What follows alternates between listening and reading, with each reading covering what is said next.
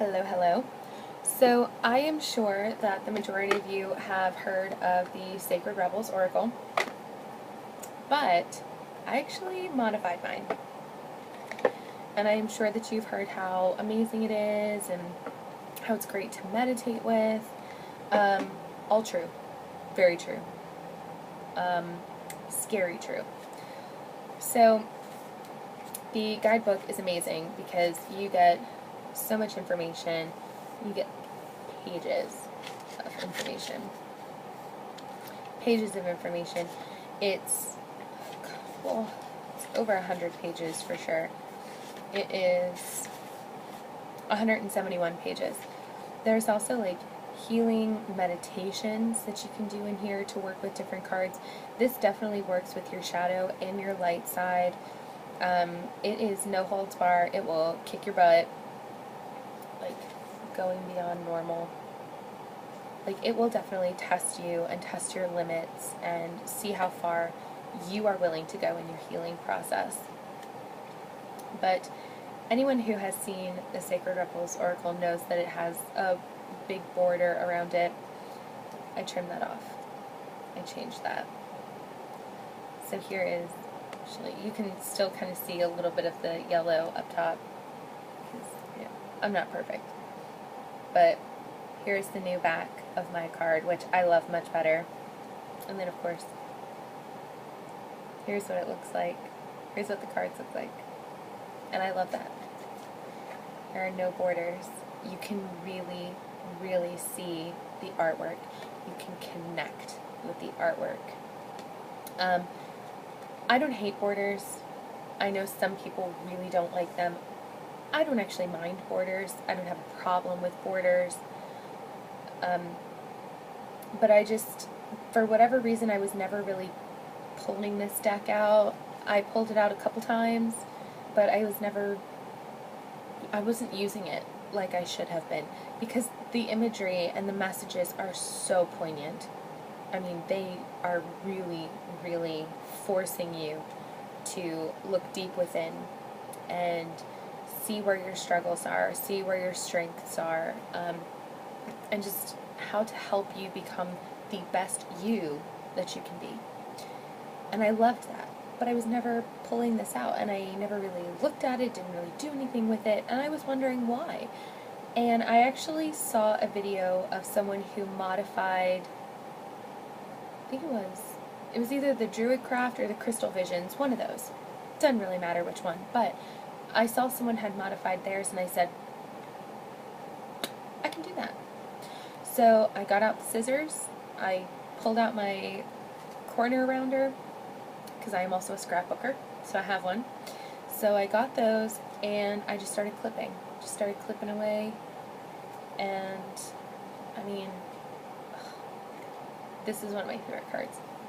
Defend to the end the worthwhile. Look at how beautiful that is. I mean, that speaks to me on a soul level.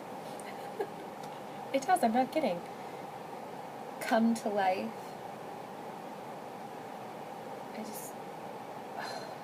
So beautiful.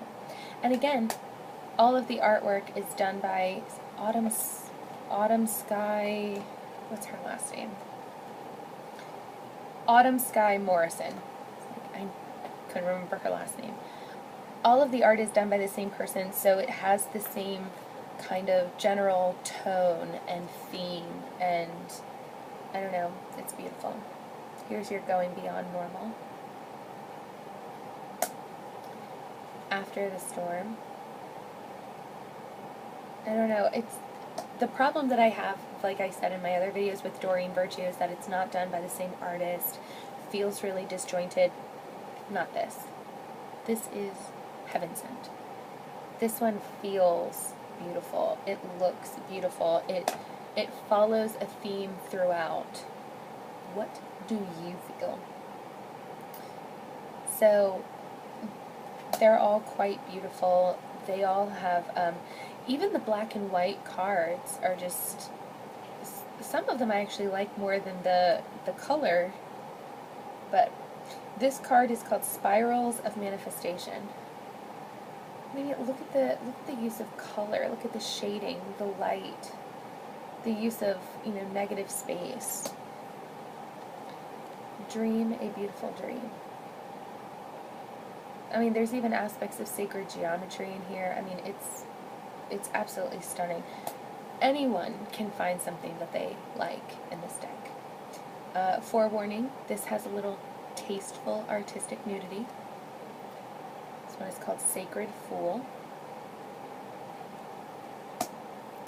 Relax the hold of darkness and be at cause. I mean, it's just... This card right here is actually the reason I even bought the deck to begin with, because it was like a sucker punch to the gut, and I knew I had to have it. So this card is called In the World, Not of the World. I just think it's stunning. Absolutely stunning. Faith in the process. And who doesn't sit there in times of trouble and go like, why is this happening to me? You know, why am I going through all of this negativity? Why am I dealing with all of this?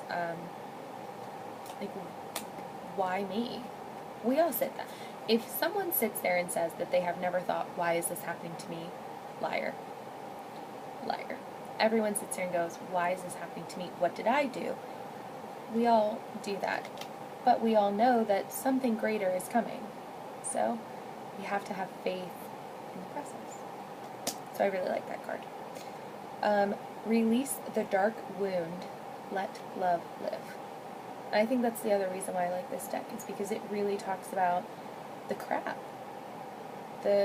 Just the crap that you have to deal with on a daily basis, and why bad things happen, and, you know, the hurt that we have to heal, whether it be a relationship, like a bad relationship, or friendships, or mother wounds, father wounds, abuse, neglect, you know, the things that make us feel less than, or just unworthy in general. Yeah, this deck is definitely good to help you release those things and to move forward from those things. And now that I have trimmed it down and you can actually see more of the artwork, tell me that's not gorgeous. Now that you can see actually the artwork, I connect with it better. I pull this deck, I would say maybe twice a week, if not more, because I do have a lot of other decks too, but I pull this out at least twice a week, and yeah, I actually want to start doing some daily draws with it, but definitely at least twice a week I pull this out and ask for some guidance and do some meditation with it. So I am hoping and praying that everyone has the same experience with their Sacred Rebel that I do, because I definitely think that it is worth it for what you're getting out of it. But if you have positive experiences with this deck, or, you know, maybe if you just have a new perspective to shed light on, please comment, like my video, subscribe to my channel, because I have so many other decks to talk about and I would love to share it with you guys. Okay? So I'll see you next time. Bye.